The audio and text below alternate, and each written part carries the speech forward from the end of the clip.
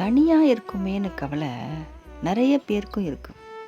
நிறைய பேருக்கு இன்றைக்கி தனியாக இருக்குமேன்ற கவலை இருக்குது.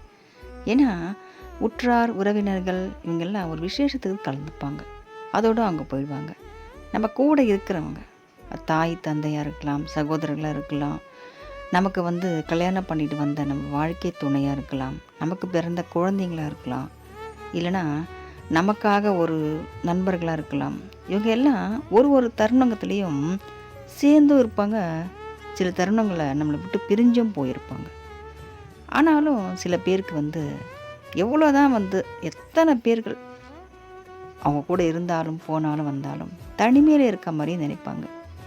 முருகர் பக்தர்களை நமக்கு தனிமைன்றது இருக்காது. ஏன்னா முருகர் எப்போவுமே நம்ம கூட இருப்பார்.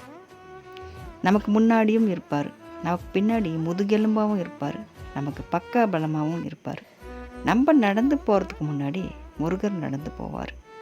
எக்காரணமும் நம்மளை முருகர் பார்த்துட்டே இருப்பார். நம்ம தனிமையில் இருந்தாலும் சரி, 4 பேர் நம்ம கூட இருந்தாலும் சரி, நம்ம சிரிச்சிட்டு சந்தோஷமாக இருந்தாலும் சரி, அழுதுட்டு துக்கமாக இருந்தாலும் சரி, முருகர் நம்ம கூடவே இருப்பார். பக்தர்களுக்கு எந்த குறையும் வந்துடக்கூடாதுன்னு கூடவே இருப்பார் முருகர். இது ஒரு சத்தியமான உண்மை. மகான்கள்லாம் சொல்லியிருக்காங்க, முருகர் நம்ம வழிபடும் போது முருகர் நம்ம கூடவே இருப்பார் அப்படின்னு. எங்கே நம்ம போனாலும் அவர் கூடயே வருவார்.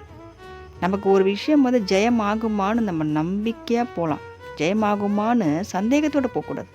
ஜெயம் இது நிச்சயமாக நம்ம ஜெயிப்போம் அப்படின்னு நம்பிக்கையோடு போகணும். ஏன்னா நம்ம கூட முருகர் வரார். அதனால் முருகர் பக்தர்கள் யாராக இருந்தாலும் சரி, இந்த உலகத்தில் முருகர் கூட இருப்பார். முருகர் கூட இருக்கும்போது நம்ம நம்பிக்கையாக இருக்கணும், நம்ம தான் ஜெயிக்க போகிறோம். எங்கே போனாலும் சரி, யாரும் நம்ம கூட வரலையே, நம்ம தனியாக போகிறோமேன்ற எண்ணமே வேண்டாம்.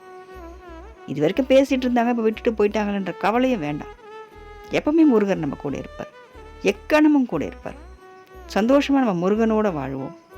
இப்போ யார் யார் வராங்களோ வரட்டும், சந்தோஷமாக பேசுவோம், பழகுவோம். அவங்க போயிட்டாங்களா இருக்கட்டும், முருகர் இருக்கார் இல்லையா, மனசார நம்ம அவர் முருகான்னு நினச்சிட்டு நம்மளுடைய வேலைகளை பார்த்துட்டு இருப்போம். நிச்சயமாக நமக்கு மனம் அமைதி நிம்மதி முருகர் கொடுப்பார். வெற்றிவேல் முருகனுக்கு அரோகரா.